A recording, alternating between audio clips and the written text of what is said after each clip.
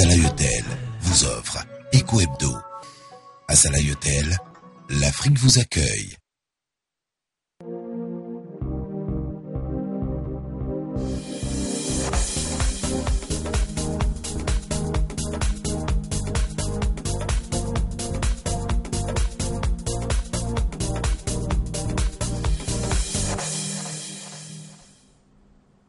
Merci de nous recevoir chez vous, mesdames et messieurs. Bonsoir et bienvenue au rendez-vous de l'économie africaine sur la chaîne panafricaine. Au menu de ce énième numéro de Eco Hebdo, nous aurons notre traditionnel tour de l'économie, de l'actualité économique avec Oussouf Diagoula. Et juste après, nous allons nous rendre en Côte d'Ivoire où le pays vient de bénéficier d'un crédit de la Banque mondiale d'un montant de 70 millions de dollars. Et juste après, nous aurons M. Ismaël Aïdra qui est un confrère.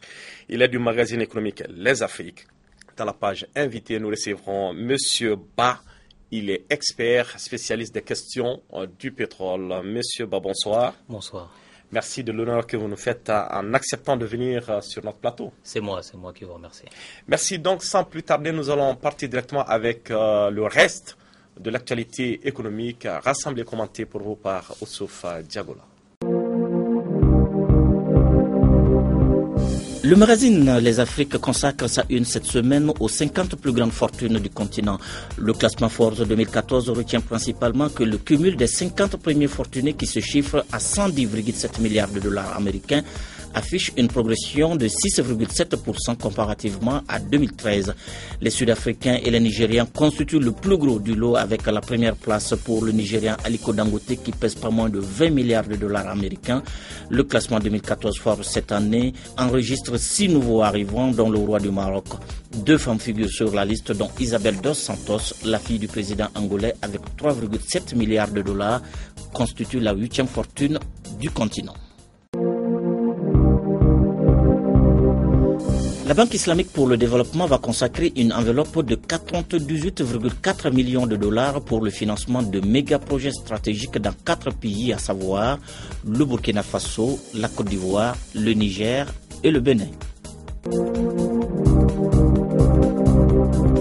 La Banque mondiale injecte 4,4 milliards de francs CFA sous forme de dons et de prêts au Tchad pour le projet d'appui à l'amélioration du climat des affaires et un autre portant assistance à l'initiative des pays pauvres très endettés. Le projet d'appui au climat des affaires et à la diversification de l'économie tchadienne ambitionne d'accroître les investissements privés et permettre d'asseoir les bases d'un développement économique émergent à l'horizon 2025. Les réserves de change du Kenya ont poursuivi un déclin régulier jusqu'à atteindre un record à la baisse de 6,9 milliards de dollars ou 4 mois de couverture des importations selon les données de la Banque centrale du Kenya. Ces réserves semblent suivre une forte tendance à la baisse depuis que le Kenya a émis aux enchères avec succès une obligation eurobond de 2 milliards de dollars et utilisé le produit pour renforcer sa position de change.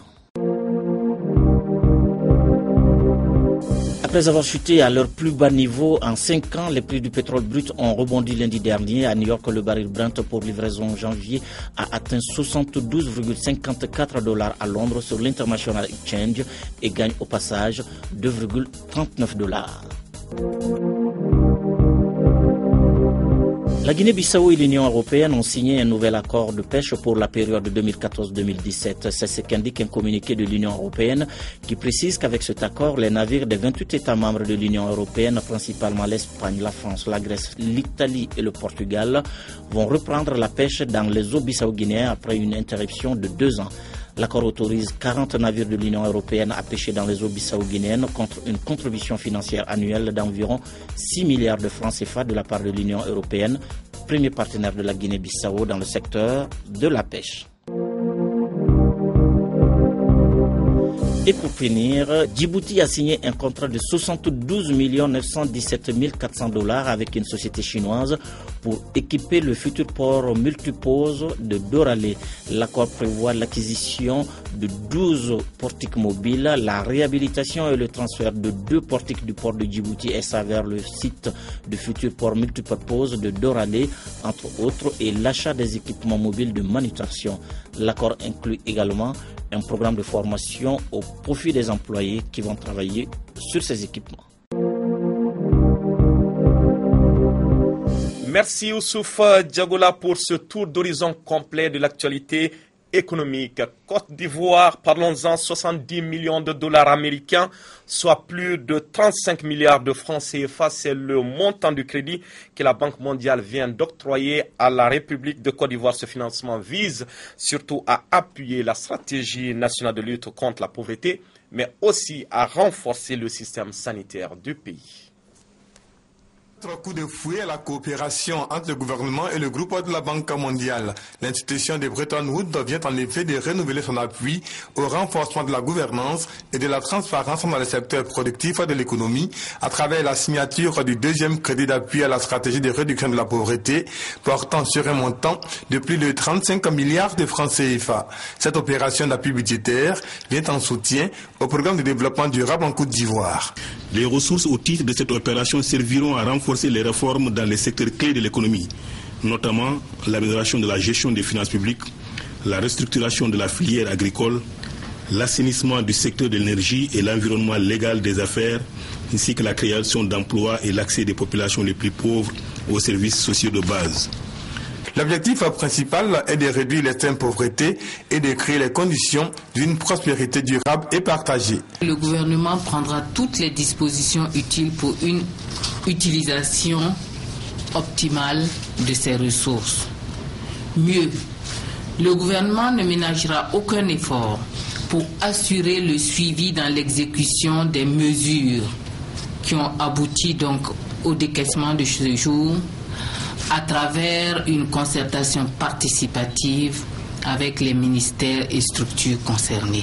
Tout en saluant la bonne tenue des relations entre l'État de Côte d'Ivoire et le groupe de la Banque mondiale, la ministre chargée de l'économie, Kabaliale, a lancé un appel aux autres bailleurs de fonds afin que leurs appuis soient accentués en vue de faire de la Côte d'Ivoire un pays émergent à l'horizon 2020. Un pays émergent à l'horizon 2020, c'est le souhait le plus ardent du gouvernement ivoirien. Nous venons de le constater dans ce reportage de nos confrères de la radio-télévision ivoirienne. 70 millions de dollars, soit 35 milliards de francs CFA. Une aide conséquente. C'est une aide conséquente et c'est une bonne nouvelle pour la Côte d'Ivoire, surtout quand on voit le dynamisme actuel de son économie. Je pense que les objectifs pourront raisonnablement être atteints. Il faut quand même le rappeler, la Côte d'Ivoire a été quand même secouée lors des crises qu'elle a connues entre 2002 et 2010. Pensez-vous que ce crédit, cette aide de la Banque mondiale pourrait éventuellement donner du souffle nouveau à ce pays qui est quand même un pays, il faut le dire, quasi émergent? C'est vrai qu'il y a eu une crise et qu'elle a été grave et profonde. Mais la sortie de crise aussi, c'est une aubaine. Parce qu'en fait, il y a une reprise des taux d'intérêt, un rattrapage. Et je pense que c'est une bonne nouvelle. Venir consolider les efforts actuels de la Côte d'Ivoire, c'est ce qui va lui permettre d'atteindre ses objectifs visés. Et j'ai vraiment confiance. Vous avez confiance en leur capacité, je vous l'accorde. Sur un marché, M. Baréji, par l'offre et la demande, la distorsion entre ces deux termes peut souvent impacter le marché. On parle cette fois-ci de la chute du prix du pétrole. Qu'est-ce qui explique cette chute du prix du pétrole, M. Ba? Aujourd'hui, la chute du prix du pétrole. D'abord, laissez-moi faire un petit retour. Parce que quand on parle du prix du pétrole, il faut savoir de quoi on parle exactement. Situer le contexte. Voilà. Le prix du pétrole, c'est d'abord et avant tout le prix du baril. Un baril, c'est 159 litres. Et il faut savoir que le coût de production, et ça c'est à travers toutes les zones pétrolières dans le monde, est entre 0,4 et 15 $. C'est le coût de production normal d'un baril. Donc, si nous voulions avoir le prix de ce bien comme les autres biens et marchandises, il suffirait d'avoir ensuite la confrontation entre l'offre et la demande pour établir un prix d'équilibre. Mais il se trouve que c'est une denrée, enfin un bien plutôt, géopolitique. Donc sa cotation, son prix est fixé mondialement sur des marchés reconnus et avec des brutes de référence. Et les deux principaux sont le Brent, le brut de la mer du Nord, et le WTI, celui du Texas, aux États-Unis. Et donc ce fait que le prix du pétrole soit indexé ou adossé à ces marchés financiers-là crée une certaine volatilité, si bien que l'offre de la demande dont vous parliez tout de suite a une importance, mais finalement relative, tout à fait relative. En ce sens que En ce sens que c'est les marchés financiers qui fixent le prix. Je vous donne un exemple. Vendredi, les marchés se sont terminés, se sont clôturés à $61, un peu plus de $61 pour le Brent, et à un peu plus de $58 pour le WTI. Et cette cotation-là, il faut savoir d'abord que cette livraison n'est pas pour aujourd'hui, c'est pour janvier. Donc ce délai, ce terme permet la spéculation, permet aux acteurs de... Ce dont vous nous parlez ici, c'est la constitution d'abord du prix du baril. Oui, du prix du baril. Et surtout son influence à travers les marchés financiers. Donc cette constitution du prix du baril est adossée sur les coûts de production comme n'importe quel autre bien, mais ensuite il y a cette titrisation sur les marchés, et ça peut s'échanger, et c'est ce qui donne une inflation en général des prix, et finalement on paye le pétrole à un prix qui ne reflète pas sa valeur marchande. Donc il faut comprendre qu'aujourd'hui l'offre et la demande interviennent plutôt en aval sur la titrisation, et ça nous y reviendrons tout à l'heure. Monsieur Ban, nous constatons quand même cette chute que je pourrais même qualifier de vertigineuse, mais néanmoins, on n'a pas encore atteint le record historique de 2008. Pas encore. Oui, on n'a pas atteint. On va y arriver selon vous? Il y a un risque. Il y a un risque qu'on y arrive, mais pour l'instant, je ne pense pas que ce soit l'objectif visé par les pays producteurs de pétrole, mais il faut comprendre les raisons de cette chute. Les raisons de cette chute sont motivées par plusieurs raisons. C'est qu'en 2008 déjà, pour revenir assez chronologiquement, avec la dure crise financière qui nous a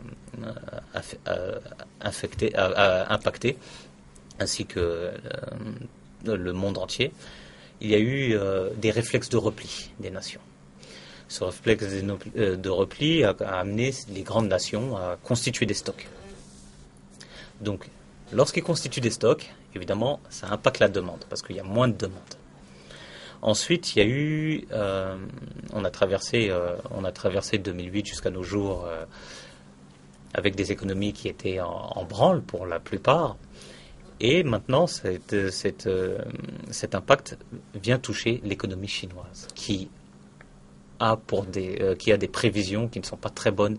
Enfin, très bonnes. Mais pourtant, la Chine est en passe de devenir la première puissance économique mondiale. Elle l'est. Mais quand je dis très bonne, c'est relatif. C'est-à-dire qu'elle n'aura que 7% de taux de croissance l'année prochaine. Cette croissance, ça ferait rêver énormément de pays, mais Absolument. pour la Chine, c'est assez faible. Et donc la baisse de la demande chinoise a un impact sur le niveau mondial. Et donc, constitution des stocks, plus une rétractation des performances de l'économie chinoise, ça entraîne une demande globale d'énergie dans le monde. Est-ce à dire que nous sommes face à une demande anémiée d'un côté et de l'autre, une offre pléthorique? Oui, je vous l'accorde. En fait, c'est ce qui explique fondamentalement la baisse du prix du baril de pétrole. D'un autre côté, il y a eu la réunion le mois dernier de l'OPEP, qui a décidé de maintenir. L'OPEP, c'est l'organisation des pays exportateurs de pétrole. Mais quelle est la politique de l'OPEP en la matière maintenant? Voilà. L'OPEP a décidé de maintenir ses niveaux de production. En général, lorsque les prix... comment ils pourront y arriver? Comment? Non, ils ont décidé, c'est-à-dire de ne pas toucher au niveau de leur production.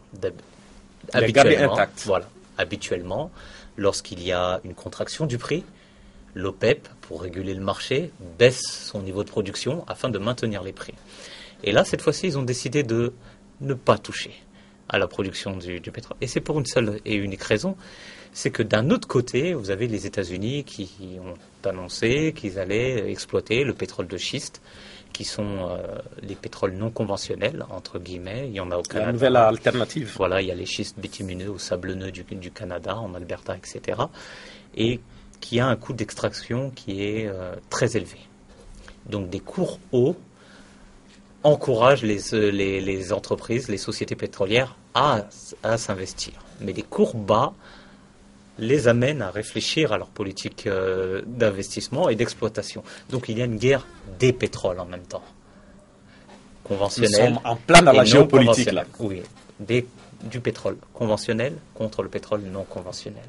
Donc l'intérêt immédiat de l'OPEP, sa politique, puisque vous m'en parliez, eh ben, cette politique actuelle est de décourager les pays à exploiter les pétroles non conventionnels. Ok. Donc, M. Ba, cela m'amène à vous poser une autre question. Quelles peuvent être les conséquences sur les pays exportateurs de pétrole, comme par exemple le Nigeria, sur le continent africain? Les conséquences du prix du pétrole. Bon.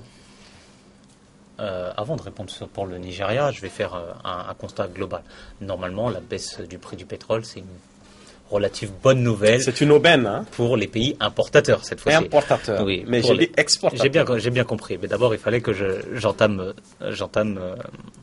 par les importateurs. La logique oblige, oui. Voilà. Donc, pour les pays importateurs, c'est relativement une bonne nouvelle parce que ça veut dire qu'on importera moins cher et en plus c'est soutenu par la vigorisation du prix du dollar face aux autres devises. Donc ça rend le prix du baril plus accessible pour nos pays. Ensuite, ça va baisser le prix de l'énergie, le prix à la pompe. Ça fait plaisir aux ménages. Donc ça crée une déflation qui devrait être positive, qui va redonner du pouvoir d'achat. Maintenant, je dis cela pour en arriver au Nigeria et aux pays exportateurs. Dans les pays exportateurs, malheureusement, il y a deux catégories de pays exportateurs de pétrole. Et le Nigeria est membre de l'OPEP, mais il y a deux catégories de pays exportateurs, même au sein de l'OPEP. Le premier, c'est ceux qui sont dits les pays épargnants, c'est-à-dire qu'ils arrivent à, bénéficier de leurs rentes, les exploiter, les optimiser dans la société parce que leur économie est diversifiée. Et il y a les pays qui sont peu diversifiés, comme le Nigeria ou l'Algérie. Et d'ailleurs, pas plus tard que jeudi, il y a une note du FMI qui parlait de l'Algérie et qui tirait la sonnette d'alarme en disant qu'il va falloir que l'économie algérienne se diversifie. Et bien c'est exactement la même chose pour le Nigeria. Ils risquent d'avoir des revenus plus faibles et ça va directement impacter leur trésorerie. Alors, M. Ba, pouvons-nous nous attendre dans les mois à venir à une baisse beaucoup plus importante du baril? Bon, il y a un bras de fer, comme vous le voyez, qui s'engage entre ceux qui veulent exploiter le pétrole de schiste et ceux qui partent du pétrole conventionnel. Et ce bras de fer, selon vous, il profitera à qui? Pour l'instant, en tout cas, à court terme, il est en train de profiter à l'OPEP. Mais je ne saurais m'hasarder d'ici un trimestre ou par un semestre, ce n'est pas sûr que ce soit la même chanson. Peut-on quand même faire allusion aux multiples crises répétitives un peu partout qui sont à la base plus ou moins de cette chute? Non, en général les conflits militaires, c'est plutôt le contraire. Ça crée justement une inflation des prix. Et là, c'est plutôt, comme je vous le disais, une faiblesse de la demande, le repli stratégique. Les pays ont du mal à se projeter quant à leur performance économique. Donc il y a cette peur et donc cette faiblesse de la demande qui joue et qui impacte fortement sur les prix. Juste le temps d'aller du côté de la réalisation, si tout est fin prêt pour avoir en ligne Ismaël Aïdra du magazine économique Les Afriques. Et juste après, nous allons revenir avec notre invité, Monsieur Ba, si tout va bien. Ismaël, bonsoir. Bonsoir, Sohi. Alors, merci Ismaël d'être en ligne avec nous. Vous êtes journaliste au magazine économique Les Afriques et vous avez mené une enquête sur Coris Bank. Première question, quels sont aujourd'hui les résultats que vous avez recueillis sur cette banque qui est quand même en pleine expansion, Monsieur Aïdra? Oui, c'est vrai que la success story de cette banque CBI, appelée CBI sur la place financière de Ouagadougou, Coris Bank International, a beaucoup fait fantasmer, a agacé, a intrigué plus d'un, parce que en fait, on avait toujours supposé que cette petite banque devenue aujourd'hui le géant bancaire de la place de Ouagadougou était liée un peu à la proximité de la famille Kampaoré. Donc, et les Afriques, on a tenté quand même de faire une enquête exclusive dans les couloirs de Coris Bank International pendant presque 21 jours, 3 semaines. Dans l'enquête des affaires du 4 décembre, qui a été d'ailleurs livrée, nous avons essayé de comprendre ce qui se cachait derrière la performance exponentielle de Coris Bank Burkina. La montée en puissance de la méga-banque burkinabé Coris Bank International devant les filiales des majors offshore et des groupes réseaux panafricains inquiète beaucoup. Et sa montée en puissance est matérialisée par une rapide augmentation de son capital, passé de 10 milliards de francs CFA à 25 milliards de francs CFA. Et cela a suscité beaucoup d'interrogations auprès des populations et même auprès des banques concurrentes de la place de Ouagadougou. Et nous, ce qu'on a vu, c'est que cette banque est l'aboutissement d'une parfaite combinaison de management agressif et d'une réelle prise en charge des fortes attentes des populations, notamment des clients. Le secret de Coris Bank International réside dans l'articulation de son portefeuille, qui est essentiellement dédié au compartiment PME-PMI, les petites et moyennes entreprises, petites et moyennes industries, qui absorbent globalement 90% de son cœur de métier. Et je rappelle simplement que l'histoire de cette banque remonte à l'AFIB, c'est la financière du Burkina, qui a connu 2 administrations provisoires et qui a été repris par le jeune entrepreneur burkinabé Idrissa Nassa. Et donc, c'est le fruit d'une ingéniosité, c'est le fruit d'un management agressif qui explique la montée en puissance de cette méga banque burkinabé, devenue aujourd'hui le mammouth de la place bancaire de Ouagadougou. Merci Ismaël. Une dernière question. Pouvons-nous savoir exactement qui sont les véritables actionnaires de cette banque? C'est une banque hors offshore et hors réseau. Via ses filiales en Côte d'Ivoire, au Mali et bientôt au Togo d'ici fin décembre, au plus tard mi-janvier 2015. Je rappelle simplement que cette banque, Coris Bank International, a amassé 452 milliards en total bilan, les derniers résultats financiers de l'exercice bancaire 2013, et un résultat net de 15 milliards. Donc 2 fois la taille de Ecobank Burkina, ce qui est impressionnant. Et à la suite donc de nos enquêtes dans les couloirs de Coris Bank pendant 21 jours, nous ont permis de lever l'identité en exclusivité des constituants du tour de table. Tenez-vous bien, moi j'ai été surpris de constater qu'il n'existe aucun membre de la famille Kampaoré, ni un membre de l'ex-oligarchie aux affaires, qui était aux affaires à Ouagadougou, ce qui est d'ailleurs étonnant. Parce que la folle rumeur avait envahi la capitale de Ouagadougou pendant de très longues années. D'ailleurs, les gens ont toujours assimilé cette banque à la famille Kampaoré. On a même dit que c'est les coffres de Blaise Kampaoré, c'est l'argent de Alizata Ouedraogo. On a même spéculé autour de l'argent des coffres de cette banque qu'on avait assimilé un peu à la fortune de François Kampaoré. Mais il n'en est rien. En réalité, il n'en est rien. Alors, je vais vous juste donner quelques exemples de ce qui constitue aujourd'hui le tour de table de Coris Bank International. Ils sont 43 associés, dont entre autres la Sonapost du Burkina, la Caisse nationale de sécurité sociale, une compagnie d'assurance appelée UAIB, et puis vous avez la BOAD qui est un partenaire très fort du tour de table de Coris Bank International. Vous avez également la banque panafricaine Import-Export Afri-Exim-Bank qui est basée au Caire. Vous avez la SIFI, la branche du secteur privé de la Banque mondiale. Vous avez le fonds ARIS, qui est un fonds, n'est-ce pas, de l'AFD, l'Agence française de développement. Donc, aucune traçabilité ou proximité avec la famille Kampaoré. Ce que nous, d'ailleurs, aux Afriques, on a appelé la Family Kampaoré Connection. Ça n'existe pas. Et à l'issue de notre enquête, on a su qu'effectivement, c'était simplement que de la rumeur. La montagne a accouché d'une souris, ou alors, c'est vraiment la fable d'un ballon d'autruche. Voilà. Merci Ismaël Aïdra. Je rappelle que vous êtes journaliste au magazine économique Les Afriques. C'était un plaisir de vous avoir en ligne. C'est moi qui vous remercie, M. Sori. Merci pour tout. Merci.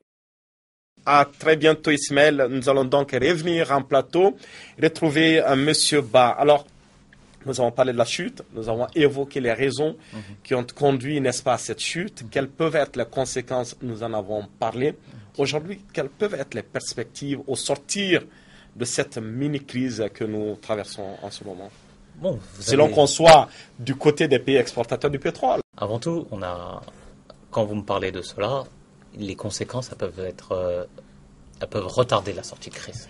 Elles peuvent retarder la sortie de crise pour plusieurs raisons. Parce que nous parlons de marché financier, donc le marché boursier, et là, il peut y avoir des comportements frénétiques, irrationnels, et ça peut prolonger la crise. Je vous donne un exemple. Vendredi, pas plus tard que vendredi dernier, Le Dow Jones a dévissé de 1,79 points. Le Nasdaq de 1,16 et le SP500 de 1,69. Et cela, ça peut avoir une répercussion sur toute l'économie. Parce que la crainte d'abord, elle est pour le secteur de l'énergie, mais ensuite elle peut se transmettre dans le domaine financier et toucher le milieu industriel, etc.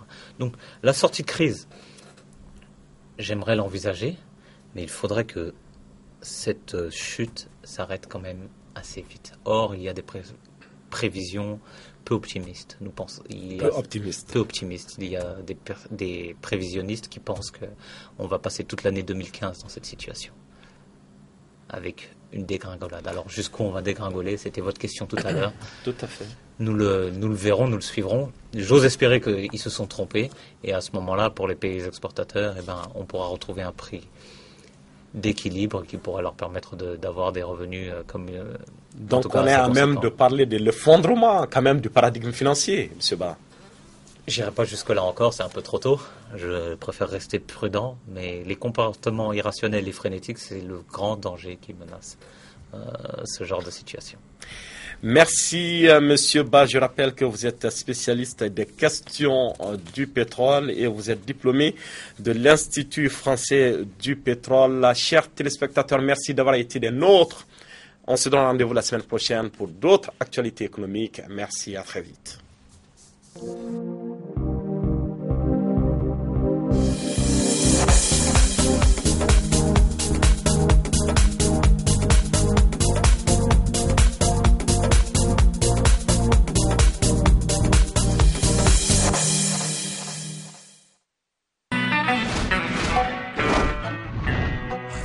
Azalaï Hôtel vous a offert Eco Hebdo. Azalaï Hôtel, l'Afrique vous accueille.